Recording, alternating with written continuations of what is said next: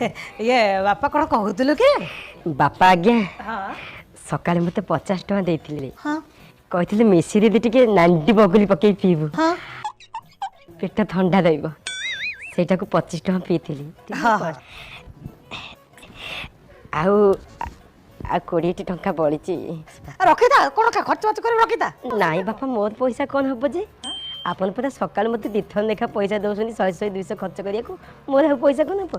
ଏ ପଇସା ରଖନ୍ତୁ ବାପା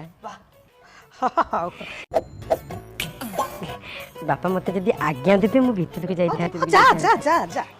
ନାଇଁ ବାପା ଆପଣ ଆଜ୍ଞା ଦିଅନ୍ତୁ जा आज्ञा देली आज्ञा जा जा जा जा जा जा जा दैट इज कॉल्ड संस्कार अरे भगवान मते दीटा जिनस देइछथि गोटे सुंदरी माइके ना आ गोटे मो पुओ सात भरी सुना